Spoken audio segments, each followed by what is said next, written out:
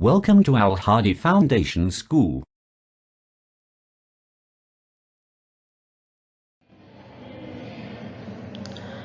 Assalamu alaikum dear students.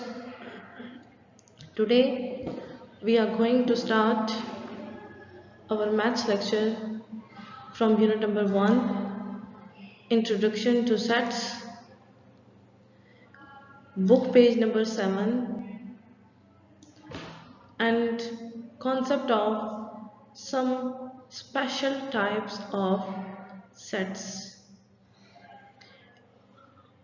Previous lectures में हमने sets को डिस्कस किया, सेट्स का इंट्रोडक्शन दिया, सेट्स क्या होते हैं, आपके पास सेट की डेफिनेशन क्या थी। A set is a well defined collection of distinct object, कि मुख्तलिफ चीज़ों का आपके पास एक मजमुआ होता है, ठीक है, जिनकी कोई एक ना एक प्रॉपर्टी सेम होती है, उनकी एक स्पेशल प्रॉपर्टी होती है। बात आती है सेट के एलिमेंट्स की। सेट के एलिमेंट्स क्या होते हैं, उसके मेंबर्स जो उसमें पार्टिसिपेट करते हैं। फॉर एग्जांपल अगर क्लास 6 है तो क्लास 6 एक सेट है, ठीक है, सेट का नाम क्या है, क्लास 6, और उसके अंदर जो स्टूडेंट्स हैं, जितने भी स्टूडेंट्स हैं वो उसके एलिमेंट्स हैं, ठीक है। इसी तरह किसी भी सेट में जो भी उसके अंदर मटेरियल होता है, जो मेंबर्स होते हैं, जो रुकन होते हैं, वो उसके एलिमेंट्स होते हैं।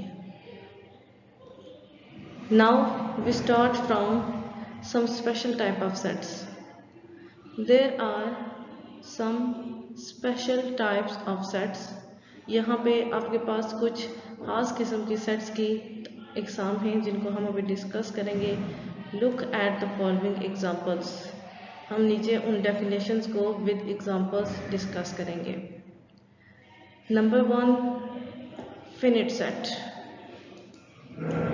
फिनिट सेट क्या होता है, और फाइनाइट सेट, फिनिट और फाइनाइट, ठीक है। फिनिट सेट वो होता है जो महदूद होता है, ठीक है, जिसकी स्टार्टिंग के साथ आपको एंडिंग भी पता होती है। अगर आपको पता है कि वो स्टार्ट कहाँ से हो रहा है तो आपको ये पता होगा एंडिंग उसकी कहाँ पे है, ठीक है, जिसको आप काउंट कर सकते हैं, ठीक है। A finite set contains a finite, finite और लिमिटेड नंबर ऑफ एलिमेंट्स। एक ऐसा सेट जिसमें आपके पास महदूद तादाद में मेंबर्स हों वो फिनिट सेट कहलाता है। फिनिट मीन महदूद, ठीक है, मीन्स के एक ऐसा सेट जिसमें आपके पास जो नंबर ऑफ एलिमेंट्स, जो उसके मेंबर्स होते हैं, जो उसमें पार्टिसिपेट करते हैं, उनको आप काउंट कर सकते हैं, जिनकी एंडिंग आपको पता होती है, वो फिनिट होते हैं, वो फिनिट सेट होता है। A set of the number of days in a year or the number of students in a school is a finite set। अब देखें, एक महीने में कितने दिन होते हैं, एक साल में कितने दिन होते हैं, आप ये काउंट कर सकते हैं। तो वो कहते हैं कि पूरे साल में जितने भी दिन होते हैं ये एक फिनिट सेट है, ठीक है। हमें पता है कि पूरे साल में 365 डेज होते हैं, हमें उसकी एंडिंग पता है कि वो टोटल कितने हैं, और इसके अलावा हम उनको काउंट भी कर सकते हैं। इसी तरह नंबर ऑफ स्टूडेंट्स, एक स्कूल में कितने स्टूडेंट्स हैं, इसका भी आपके पास आप रिकॉर्ड रख सकते हैं। आपको पता है कि एक स्कूल में कितने स्टूडेंट्स हो सकते हैं, मीन्स के काउंट कर सकते हैं आप उन्हें। तो ये दोनों आपके पास फिनिट सेट की एग्जांपल थी। For example a set of perfect squares less than 20 is a finite set. आपके पास परफेक्ट स्क्वायर्स हों, ठीक है, परफेक्ट स्क्वायर्स की एग्जांपल ले रहे हैं जो कि 20 से कम है, तो वो एक फिनिट सेट है। इट इज़ रिटन एज, उसको आप लिखेंगे कैसे, c is equal to x such that x is a square number x less than 20, ठीक है, x सच दैट x, ये कौन सी आपके पास नोटेशन है, ये आपके पास बिल्डर नोटेशन में ये सेट लिखा गया है। सेकेंड है आपके पास एग्जाम्पल इनफिनिट सेट। तो स्टूडेंट्स देखें, एक हमने डेफिनेशन पढ़ी फिनिट सेट, उसमें क्या था कि जिसमें आपके पास नंबर ऑफ एलिमेंट्स फिनिट हों, काउंटेबल हों, आप उसको कहते हैं फिनिट। इनफिनिट क्या होगा, एक ऐसा सेट जिसकी स्टार्टिंग तो आपको पता होगी, लेकिन आपको ये नहीं पता कि उस सेट की एंडिंग कहाँ पे होती है। वो infinite number of elements, number of members पे कंसिस्ट होगा, ठीक है, जिसको आप काउंट नहीं कर सकते। N infinite set is a set which contains an infinite और अनलिमिटेड नंबर ऑफ ऑब्जेक्ट्स। एक ऐसा सेट जिसमें आपके पास लामहदूद चीज़ें हों, ठीक है, लामहदूद आपके पास उसमें ऑब्जेक्ट्स हों, एलिमेंट्स हों, जिनको आप काउंट नहीं कर सकते, वो आपके पास इन्फिनिट सेट होता है। A set of the number of stars in the sky और the grains of sand in a desert. देखें, आसमान पे सितारों को हम काउंट नहीं कर सकते, okay, it's fact, you know very well कि हम आसमान पे जितने भी स्टार्स हैं, सितारे हैं, हम उनको काउंट नहीं कर सकते, वो अनकाउंटेबल हैं। सो वो एक इन्फिनिट सेट है। इसी तरह अगर आप देखें सहरा में आपके पास रेत के जो ज़रात होते हैं, आपके पास अगर आप उस पूरे सहरा को छोड़ें, अगर आपके पास एक मुट्ठी भर भी रेत हो तो आप उसको भी काउंट नहीं कर सकते। सो वो कहते हैं कि sand in a desert is an infinite set. Desert में जो सैंड होती है वो भी एक इन्फिनिट सेट है।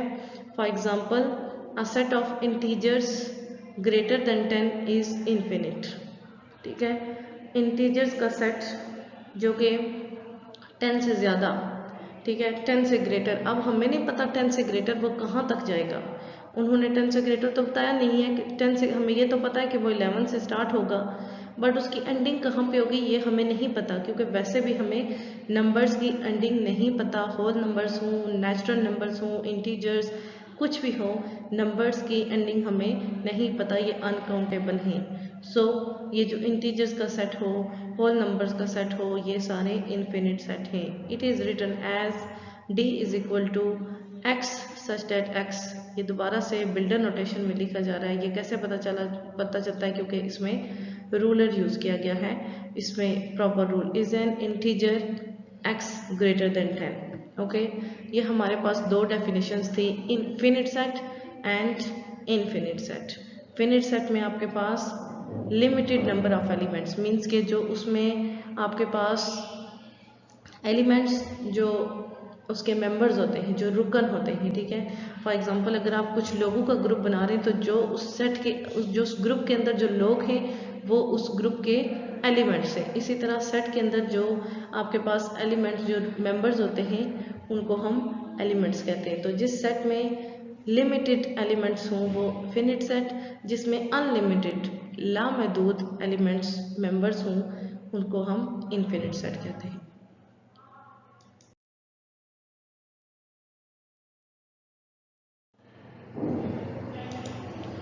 Next definition is unit set. Unit set क्या होता है? A unit set is a set that contains only one element. एक ऐसा सेट जो सिर्फ एक एलिमेंट पे, एक मेंबर पे मुश्तमिल हो, उसको हम क्या कहते हैं? Unit set. उसका नाम क्या होता है? Unit set. इसका एक और नाम भी है, वो क्या है? A unit set is also called a singleton. Unit set को हम सिंगल्टन भी कहते हैं। अब फॉर एग्जांपल, अगर आपके स्कूल में एक क्लास है, फॉर एग्जांपल क्लास 5 ले लेते हैं। क्लास 5 में अगर सिर्फ एक स्टूडेंट है, ठीक है, तो आप एक सेट तो बन रहा है उस एक स्टूडेंट से भी। क्लास 5 उसके अंदर एलिमेंट कौन है? जस्ट वो एक स्टूडेंट। तो वो जो एक स्टूडेंट है वो एक एलिमेंट को रिप्रेजेंट करता है, सेट के एलिमेंट्स को।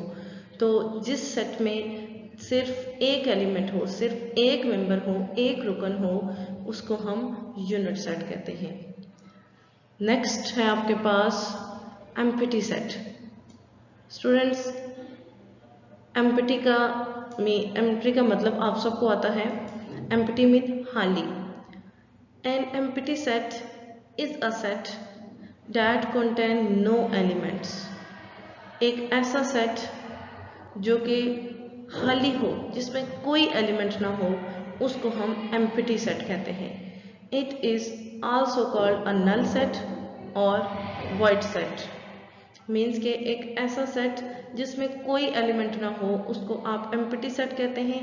एम्प्टी सेट के उन्होंने दो नाम और भी बताए हैं और वो कौन से हैं, null set and void set. An empty set is denoted by this one or this one.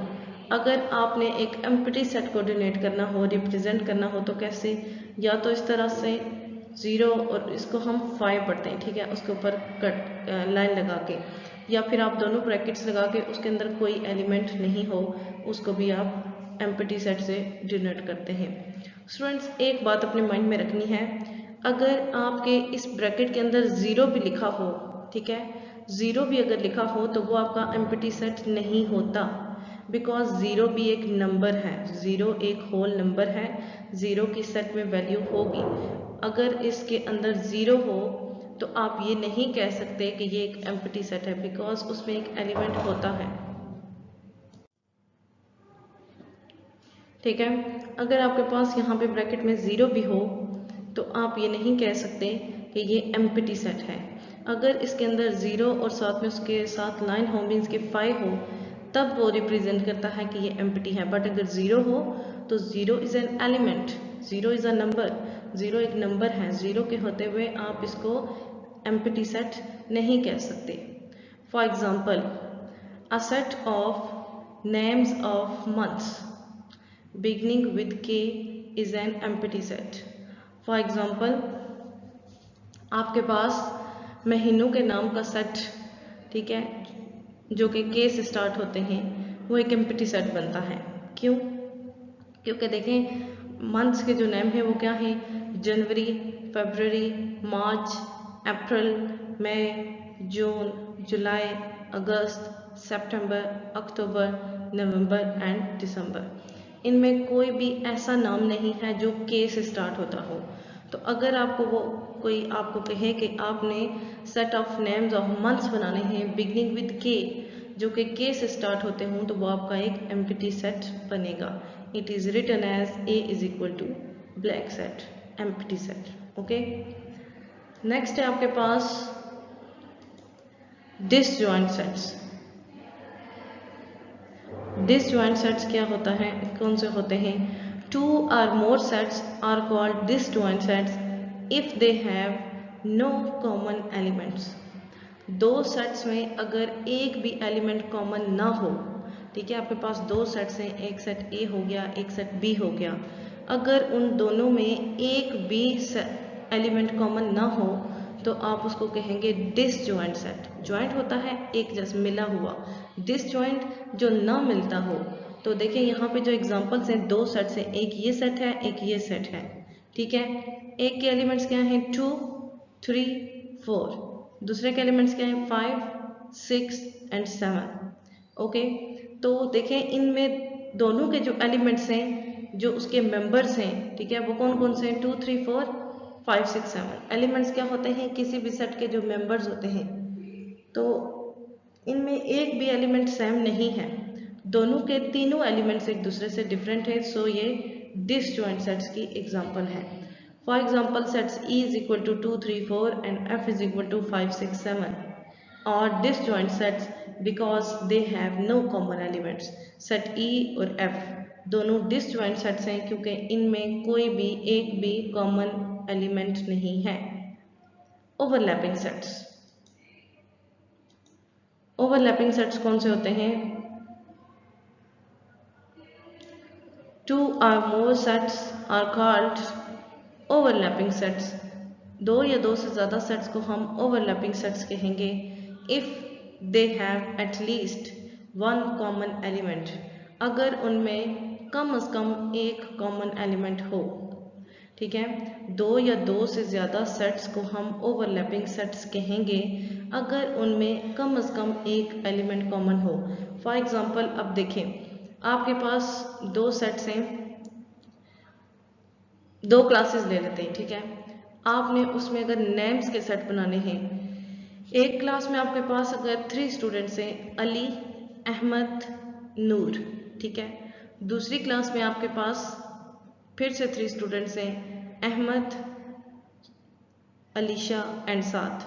ठीक है, तो देखें अहमद एक ऐसा नाम है जो दोनों सेट्स में आ रहा है। Is it true? ठीक है, वो आपके पास एक ऐसा नाम है जो दोनों सेट्स में आ रहा है। तो जब आपके पास दो सेट्स हों और दोनों में आपके पास कम से कम एक एलिमेंट ऐसा हो जो दोनों में हो, ठीक है, दोनों में कॉमन हो, तो आप कहेंगे कि ये दो सेट्स ओवरलैपिंग सेट्स हैं, ओवरलैप कर रहे हैं। फॉर एग्जांपल ये देखें, आपके पास G और H थे, 1 5 3 4। 2 एक ऐसा एलिमेंट है जो H में भी है, जो G में भी है। देखें ये जो पार्ट है इसका दोनों सेट्स का है, ये वाला पार्ट इन दोनों सेट्स का है।